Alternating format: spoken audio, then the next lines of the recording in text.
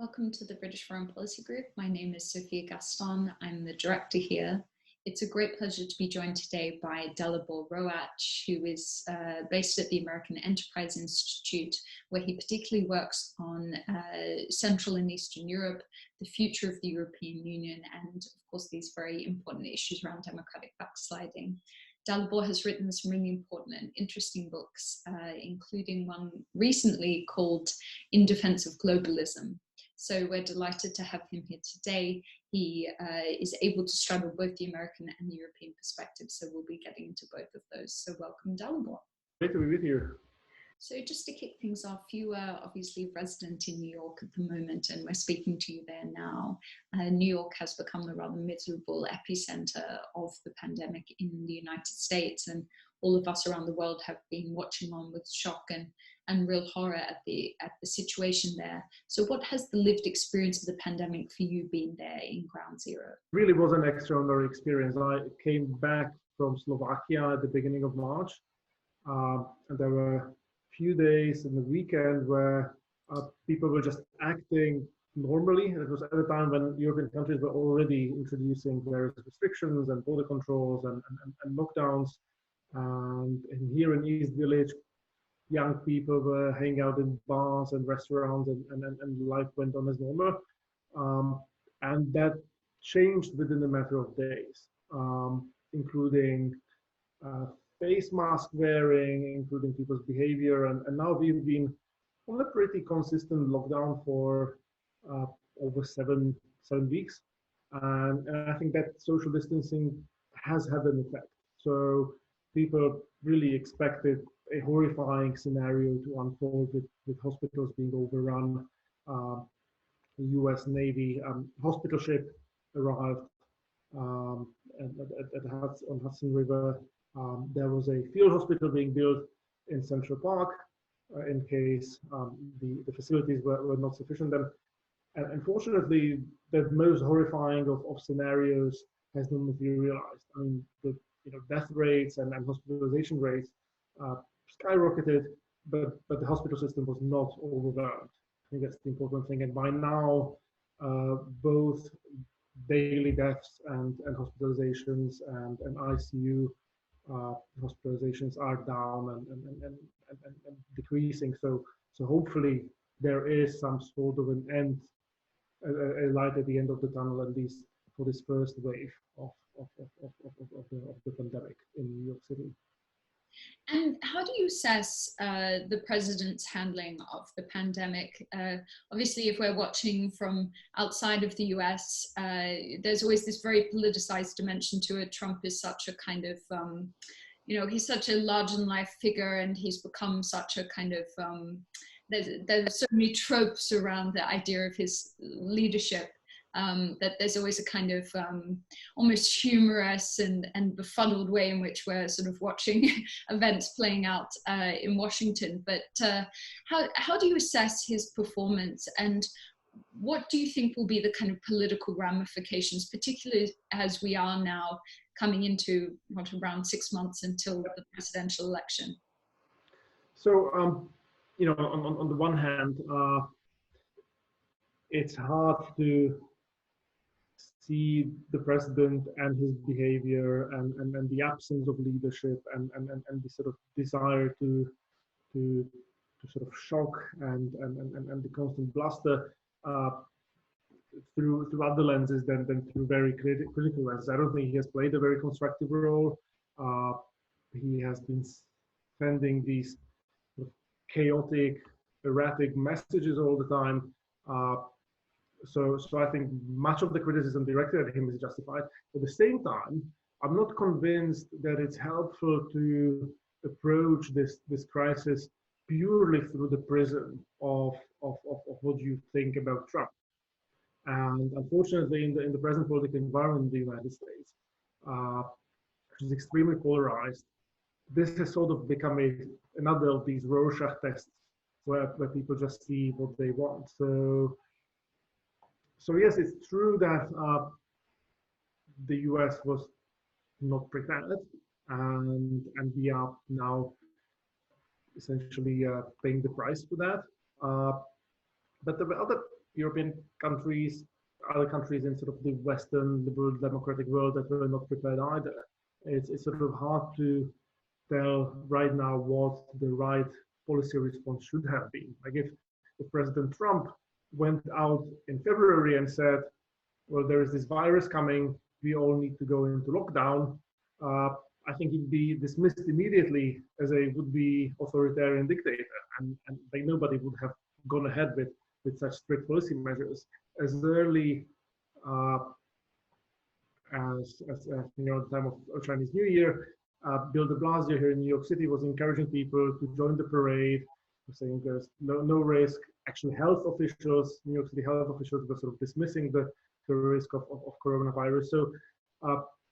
So yes, it's true that President Trump didn't play a helpful role, but I don't think this crisis is primarily about him, and especially in the U.S. federal system, there is a much bigger role that's played by governors, by city mayors. Many of those are now rising to the occasion, and I think that's where the real story is these days. And I think if there is going to be an effective response in the U.S., of course, the federal government has a role to play in terms of providing funding and keeping the economy afloat and really channeling money into boosting the testing capacity, etc.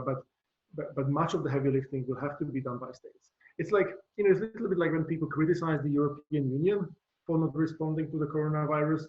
Well, there isn't that much that the European Union per se can do or should be doing about the pandemic. I mean, the real competencies, the real capacity is in the hands of states, and I think that's to some extent true of the US experience. Now, the other question, like, how will this play out in November? Right now, nobody knows. I think we are in uncharted waters. If you look at the unemployment numbers, if you look at like the idea that the president will get reelected on 20% unemployment rate, like based on the data that we have from recent elections, like that seems wildly implausible. But like extrapolating from past experience, I'm not sure it's that useful given the sort of wild uncertainty we are in.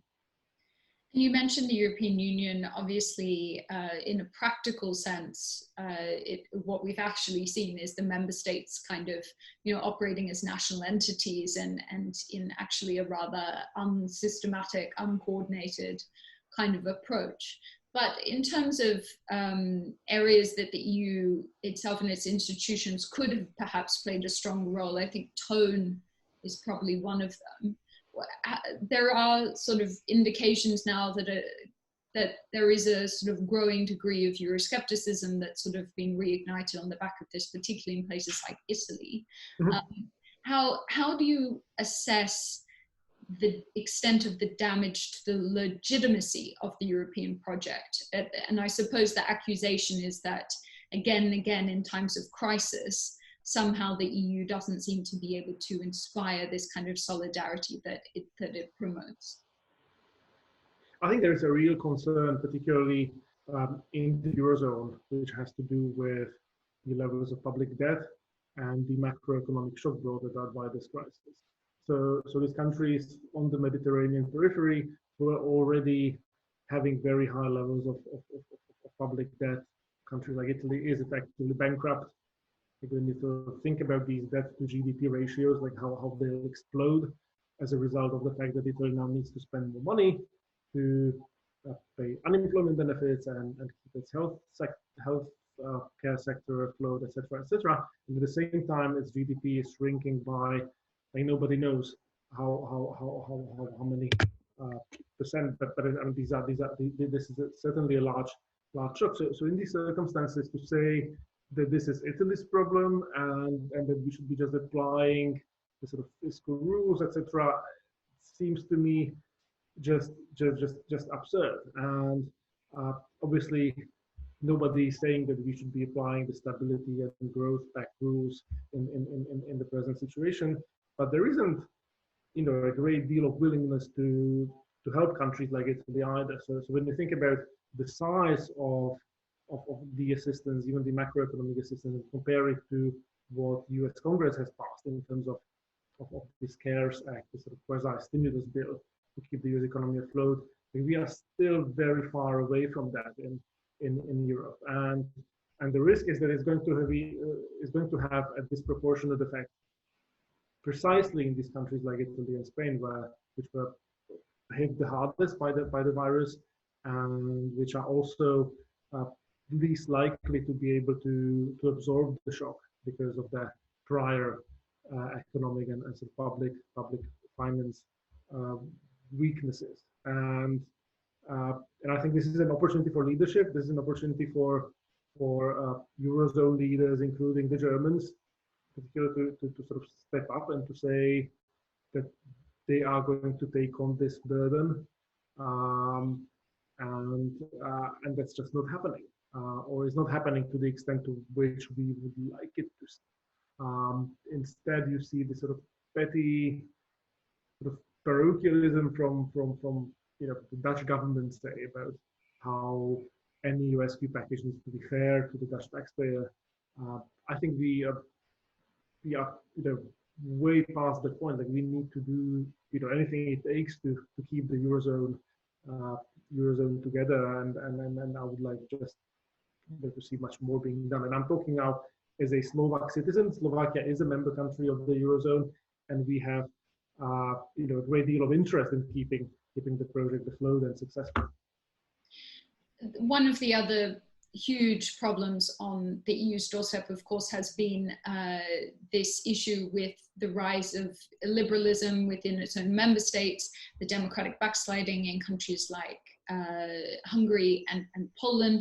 We've obviously got the Polish government pushing for national elections to be taking place in the very near future. We've had the EU just sort of introduce a new kind of infringement mechanism due to their sort of, accusations of judicial repression and interference. We've seen Viktor Orban leveraging the pandemic to introduce a range of new kind of undemocratic measures and this sort of governing by decree with no sunset clause. How do you see the EU dealing with these in the wake of the pandemic, when it has another economic crisis on its hands and this kind of burgeoning, I suppose, social crisis around its democratic legitimacy? Thus far, the EU has been rather toothless in being able to deal with these issues. Do you see the teeth appearing, or do you think that it will just actually, this whole project will be kind of swept under the carpet while they focus on the economic crisis?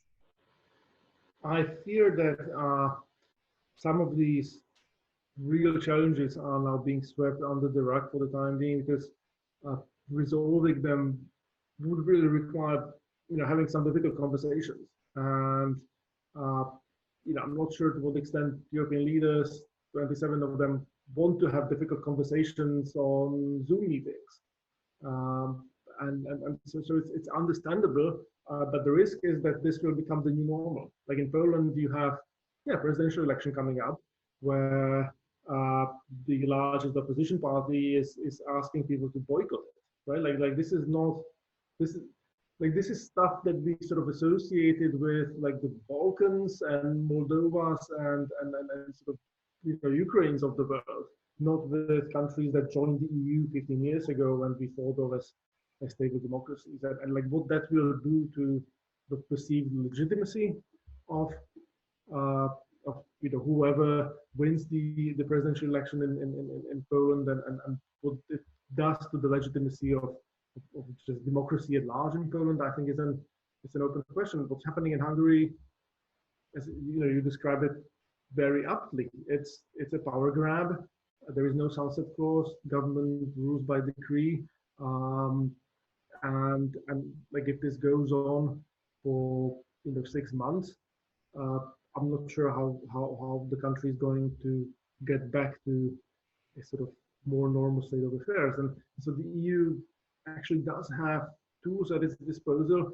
Both the Polish government and the Hungarian government rely heavily on the inflow of EU funds for various investment projects and so forth. And there has been I think, an unhealthy reluctance in this crisis to just like turn that spigot off, because yeah, there might be sort of repercussions on sort of the health of public finances in this country. These are not insignificant amounts of money uh, from the perspective of Polish or Hungarian national budgets.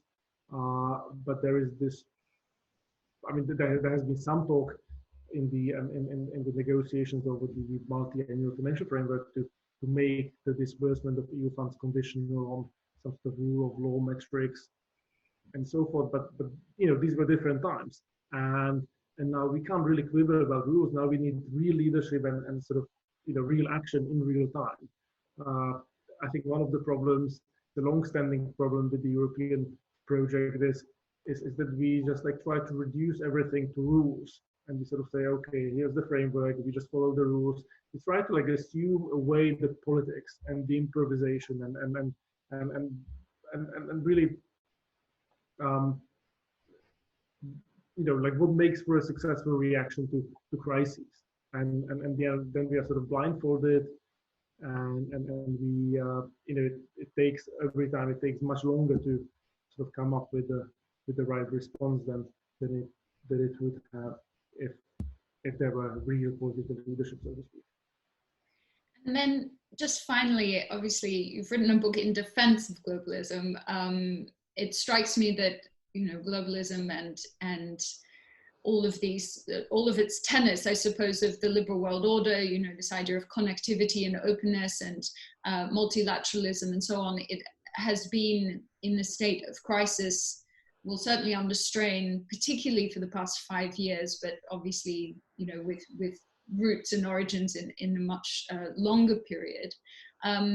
I suppose a huge concern, and something that we're thinking about at the British Foreign Policy Group, is if it was already difficult and challenging to make that case for those things and to help citizens to understand not just the need but the value for them.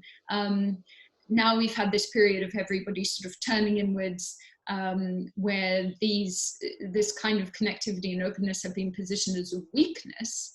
It strikes me that challenge only increases now. How do you think that governments and global leaders should go about making that case, and how can they sort of push against the tide? Because in a way you're starting from scratch all over again on the other side of this. I agree that this is a moment of great peril for international cooperation, international institutions, but it's also one of opportunity. And this protectionist, nationalist drift that you described, which was happening for a number of years now, I think at some level reflected a concern that was genuine about how this international institutional architecture worked, and about its limitations and the degree to which it might have, parts of it might have been outdated and required reform and updating. Yet nobody was quite willing to have some of those difficult conversations. And so my hope going forward is that we'll be sort of forced to have those debates no matter what. For example, the transatlantic relationship, like we can't really reduce it to just like military cooperation through NATO. Like there are other issues with the rising challenges from China to climate change, global pandemic preparedness in the future, that I think will require the governments to work together. Rising cases of illiberalism or also de-democratization in Hungary and Poland, I think, raise questions for the EU and NATO, how you deal with authoritarian regimes in your midst. And my hope is that there will be, again, the longer we are locked down and like living in our basements, I think the more demand there'll be from the general public for some sort of return to normalcy, for some sort of return to a hopefully open and prosperous world, and I hope that political leaders will be forced to deliver on that front, including by updating and reforming and revitalizing these international institutions. We can't really do without them in the world we're in. In some cases, I think we can argue that globalization has gone too far, and we have to think about repatriating some of the supply chains and making sure that hostile powers don't take uh, over parts of our vitally important infrastructure, whether it's 5G networks, other areas of sort of sensitive technology, but also maybe medical equipment and drugs. I think those are legitimate conversations to have. Nation states are not going anywhere, but at the same time, I don't think anybody wants to live in a deglobalized world in which you have to show your passport at every border.